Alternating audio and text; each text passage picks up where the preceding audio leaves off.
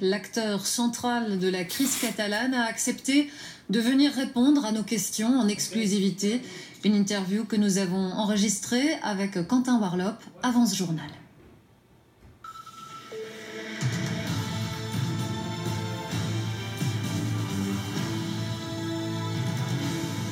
Carles Puigdemont, merci d'avoir choisi la RTBF pour vous exprimer en exclusivité ce soir. Alors, quelle folle semaine pour vous. Chez nous, à Bruxelles, lundi, vous quittez Barcelone dans l'anonymat presque total. Vous arrivez chez nous et puis, très vite, c'est la traque. Des journalistes, des centaines de journalistes et de caméramans souhaitent vous trouver. Le lendemain, vous annoncez une conférence de presse, vous cherchez un endroit. Le Résidence Palace est évoqué, mais vous n'êtes visiblement pas le bienvenu. Alors, avec votre staff, vous cherchez un autre endroit au Club de la Presse et on a droit à regarder à cette image tout à fait hallucinante où vous êtes obligé de vous faufiler entre des centaines de journalistes et de caméramans, une demi-heure de conférence et puis plus rien, vous disparaissez de nouveau des écrans radars, certains vous verront bien dans un café, regardez, mais plus de nouvelles. Pourtant, en Espagne, certains de vos anciens ministres sont incarcérés, mis en prison. Hier, le parquet espagnol demande un mandat d'arrêt européen contre vous. Alors qu'allez-vous faire? Vous livrer à la justice ou pas? Eh bien, c'est ce que vous allez nous dire dans un instant. Bonsoir Carles Puigdemont. À l'heure qu'il est, vous êtes considéré comme un fugitif. Est-ce que ce mandat d'arrêt européen, il vous a déjà été notifié?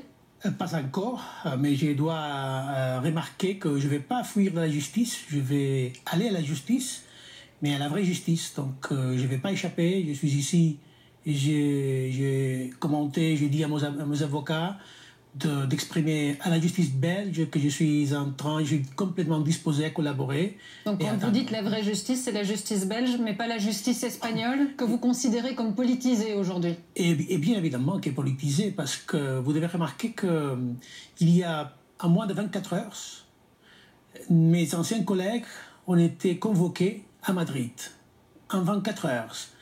Et l'avocat a eu uniquement 24 heures aussi pour étudier la demande du procureur général. Donc il n'y a pas de garantie. Aujourd'hui, l'avocat de l'ancien membre du cabinet a dénoncé de maltraitement dans le transfert à la prison. Ils ne sont pas les garanties pour avoir un judice, une sentence juste, indépendante, qui puisse échapper à cette énorme pression, à cette énorme influence de la politique sur le pouvoir judiciaire en Espagne. Si vos collègues, vos anciens ministres justement, sont sous les verrous aujourd'hui, est-ce que c'est pas justement parce que vous avez fui l'Espagne? Est-ce que finalement vous n'avez pas offert un motif à la juge espagnole? Ah mais non, si la justice aurait décidé d'incarcérer les ministres du gouvernement légitime de la Catalogne, si c'est basé sur ça, donc c'est quelle élite? C'est quelle l'indépendance? Quelles sont les raisons profondes pour mettre à prison ces personnes qui n'ont pas commis aucun crime? Et je dois aussi insister, je n'ai pas fui. J'ai parti de chez moi comme un citoyen européen sans aucun problème. Vous avez quand même quitté l'Espagne alors que vous étiez convoqué par la justice? Non, pas encore, pas du tout. Je suis été convoqué le lendemain que le procureur général a présenté la demande. Il a présenté la demande le lundi. Le mardi, la presse, tout le monde a annoncé que je serais convoqué, mais je ne suis pas été convoqué. Mais une fois convoqué, vous auriez pu retourner. Oui, mais je ne suis pas convoqué. Donc, le mercredi, c'était fait. Donc, le jeudi, je devrais aller à Madrid. Mais qu'est-ce que c'est ça? Qu'est-ce que c'est ça? Il n'y a pas la moindre garantie, la moindre condition pour se préparer bien. Et c'est ça que je vais dénoncer. Et c'est aussi pour aider mes copains qui sont en prison en ce moment-là. Mais au-delà de l'aspect judiciaire, M. Puigdemont, il y en a beaucoup aujourd'hui en Catalogne, y compris parmi vos soutiens, qui ne comprennent pas cette fuite, vous l'appelez différemment, en tout cas ce départ vers Bruxelles.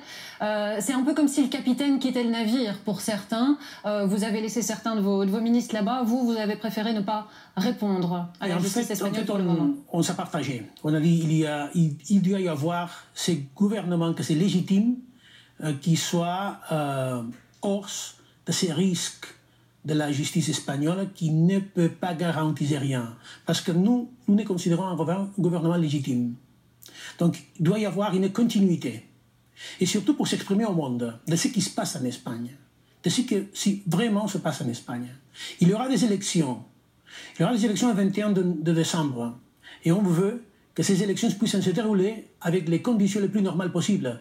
Donc ce n'est pas avec un gouvernement dans la prison que ces élections vont être neutrales, indépendantes, normales. Donc il faut dénoncer tout ça. Il faut travailler pour insister dans un sujet qu'il ne faut pas oublier.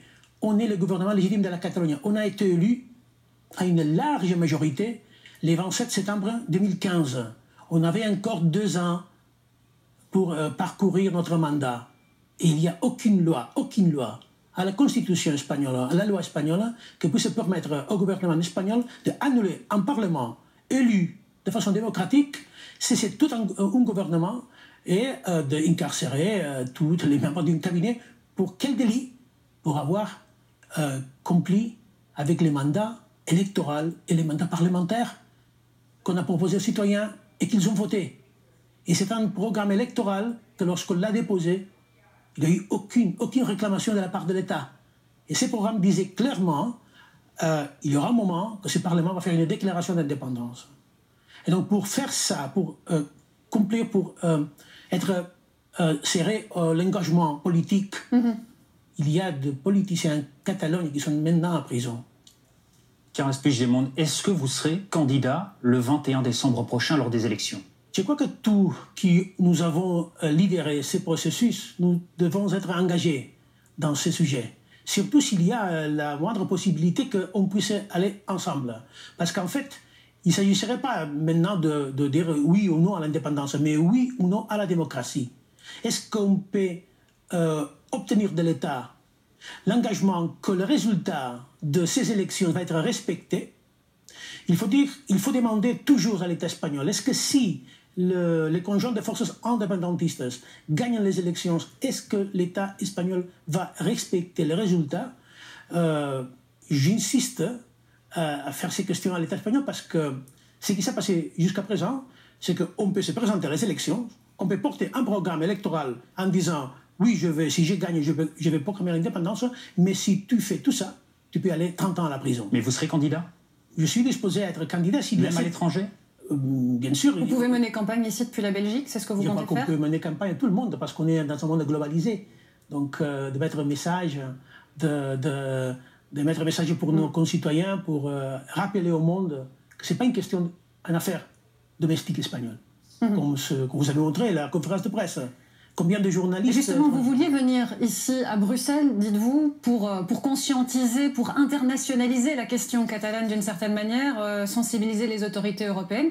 Vous n'avez pas vraiment eu beaucoup d'oreilles du côté de l'Europe. Donc, ce qui se passe, je crois que décrit parfaitement la crise européenne. Vous voyez, il y a une conférence de presse avec des centaines de journalistes. Ça veut dire que c'est un sujet, j'imagine, que doit être intéressant pour la population internationale. Autrement, ils n'auraient pas à voir qu'est-ce qui se passe là.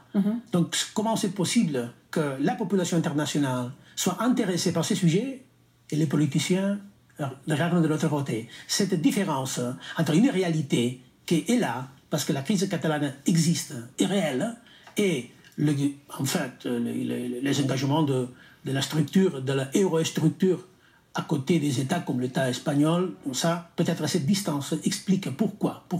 On peut parler aussi de crise européenne. Quoi qu'il en soit, aujourd'hui, Carles Puigdemont, il y a une situation qui semble absolument inextricable. Est-ce que vous craignez, vous, aujourd'hui, un embrasement de la situation?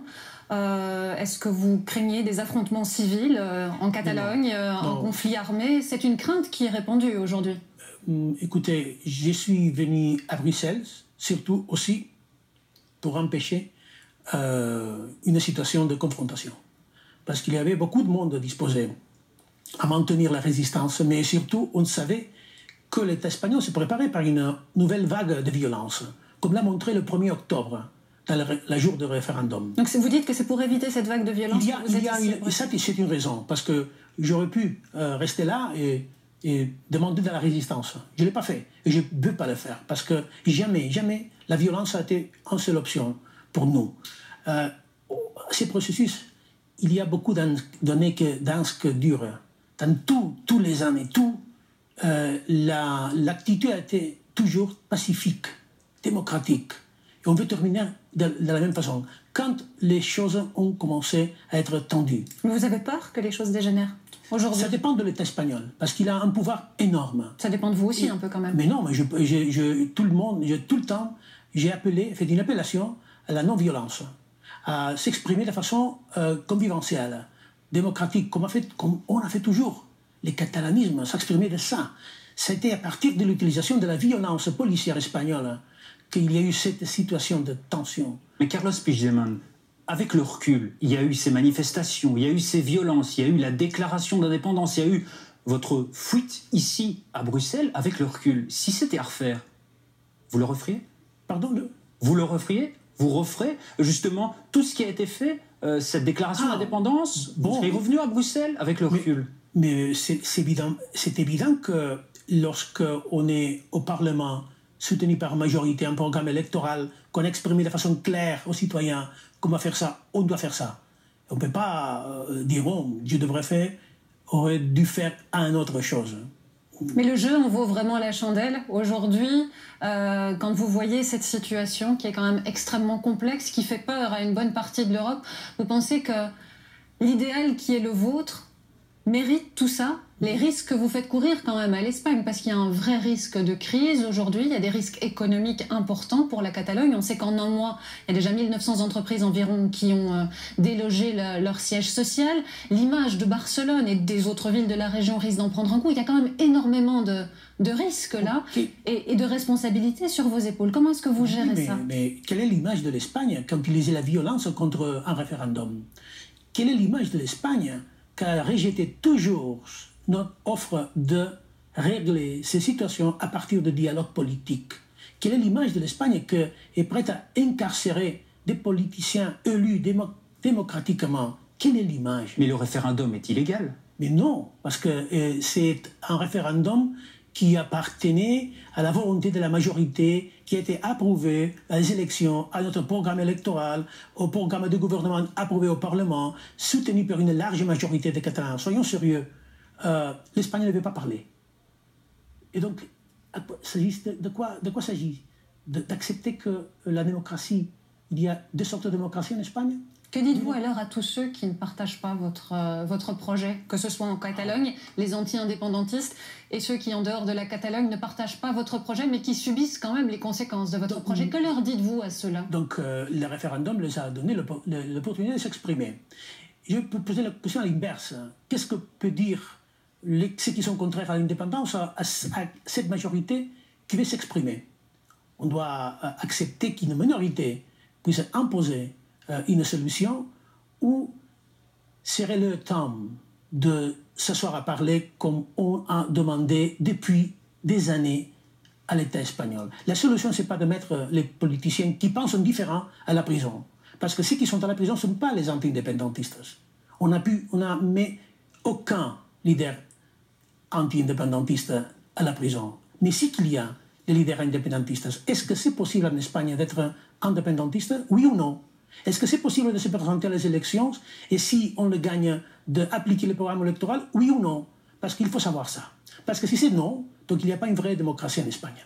Concernant la demande d'asile, est-ce que vous avez demandé l'asile en Belgique? Non, je n'ai pas demandé l'asile en Belgique. Vous ne le demanderez pas non plus dans les prochains jours? Je ne suis pas ici pour demander l'asile politique en Belgique. Je suis ici pour défendre un gouvernement légitime contre une action illégale de l'État espagnol, contre une situation d'absence de garantie juridique dans une affaire qui est politique, et pour avoir la liberté et la sûreté de m'exprimer. Vous avez des soutiens ici en Belgique qui se sont exprimés de manière un peu claire. On pense notamment au mandataire de la NVA. Bart De Wever dit que vous êtes un ami, il vous soutient. Vous le considérez aussi comme un ami? C'est quelqu'un sur qui vous pouvez compter dans la lutte que vous menez pour le moment?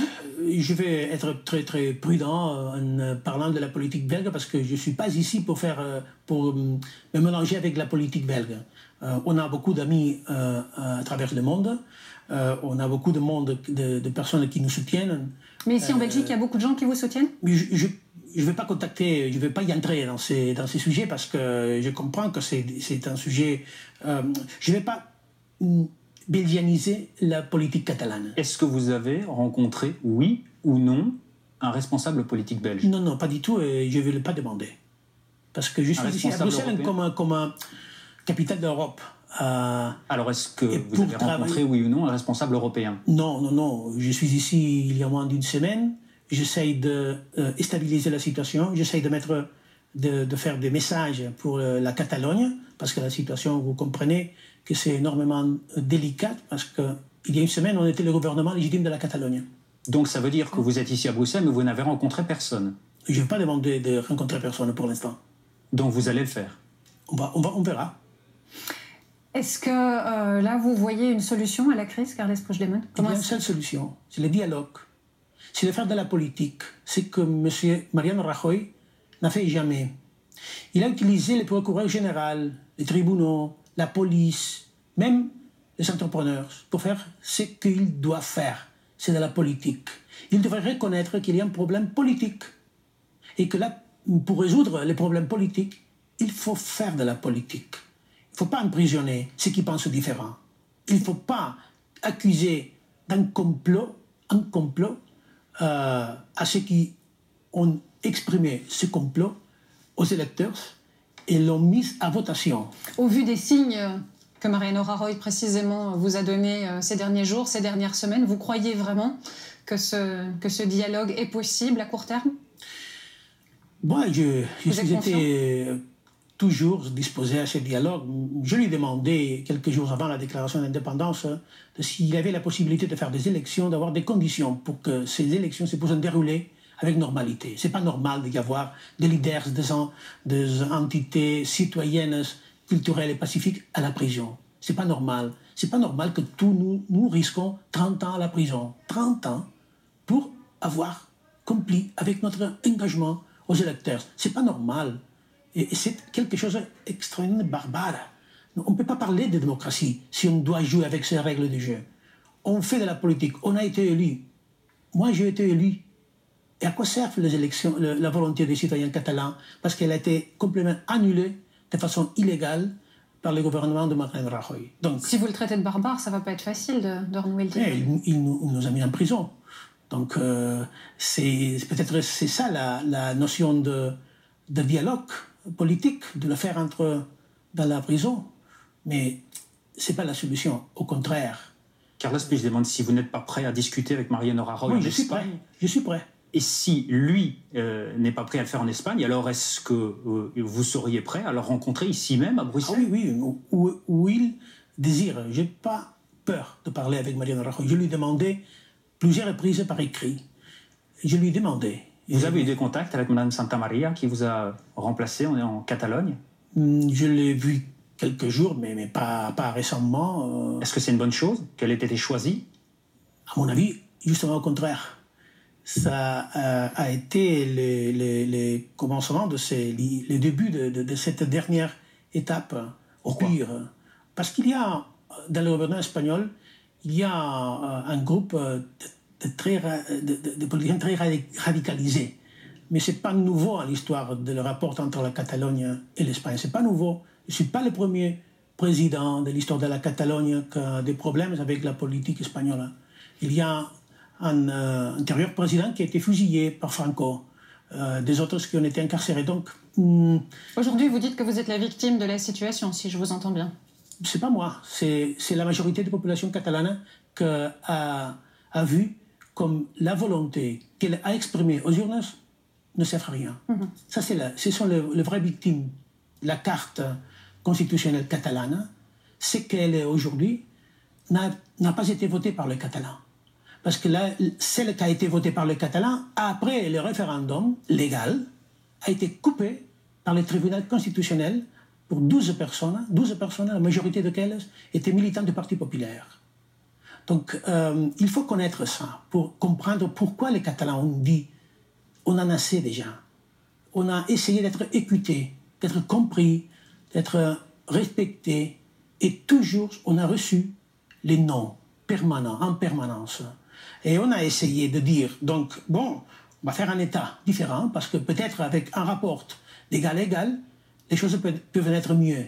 Et ici, on a choqué avec cette intransigeance de la politique espagnole. C'est pas un contre-courant du mouvement européen, ça, Carles Puigdemont? Mais non, parce qu'aujourd'hui, les indépendances veulent dire les interdépendances. Parce que l'indépendance d'aujourd'hui, ce n'est pas l'indépendance du 19e siècle. C'est que c'est contre la modernité, ce sont les États-nations. Parce qu'il n'y a pas une seule identité, il n'y a pas une seule langue, il n'y a pas une seule culture, il y a plusieurs. Et la Catalogne, c'est un reflet de tout ça. Il y a beaucoup de langues, beaucoup d'identités, beaucoup de cultures. On sait que vous vous abreuvez justement de cet indépendantisme. En 1991, vous aviez 29 ans, vous êtes parti un an dans les Balkans, en Slovénie. Seulement, ça s'est mal terminé. Il y a eu la guerre des 10 jours là-bas. Vous ne craignez pas ça? J'étais là 15 jours en Slovénie, pas un an. Et vous ne craignez pas justement le scénario de la guerre des 10 jours? Non, non, pas du tout. Vous ne craignez pas une guerre civile en Espagne? Mais non, soyons sérieux. Est-ce que vous avez vu ce qui s'est passé en Catalogne le dernier 7 ans? Vous avez vu les démonstrations de millions de personnes sans aucun incident, aucun. Il y a eu la démonstration la plus importante, pacifique de l'histoire de l'Europe moderne. Et donc on doit être respecté, parce que les mouvements catalanistes, c'est énormément pacifique. Et rapidement, dans un an, vous voyez, vous, où? Et la Catalogne, vous la voyez où? Vous, personnellement, et la Catalogne? Non, moi, ce que je passe, moi, n'a pas importance. Ce qui est important, c'est qu'est-ce qui va passer avec notre pays. Quels sont les pays aujourd'hui? Ce sont les gens, les populations. Il ne peut pas y avoir une patrie sans les personnes, ou contre les personnes, ou contre la volonté. Si la seule façon qu'a l'État espagnol de nous convaincre d'être espagnol, c'est la force, c'est l'imposition, c'est la violence, c'est pas intéressant, c'est pas tout à fait moderne. La Catalogne va être ce que ses citoyens veulent que soit. Et si ils veulent que soit une partie de l'Espagne, le va être. Mais si la majorité des Catalans veulent devenir un État indépendant, ça se doit respecter. On doit accepter ces réalités, même s'il ne plaît pas à la majorité des États. Voilà. C'est une réalité. On ne peut pas la cacher. Voilà pour votre position. Merci d'être venu l'exprimer ce soir sur notre plateau. Merci Quentin Warlop. Je vous souhaite à tous une excellente soirée. À demain pour le JT.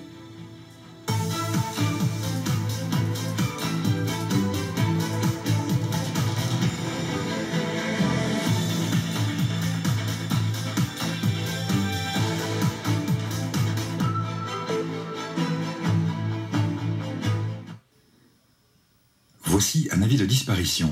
Avant-hier, mercredi 1er novembre, vers 16 h,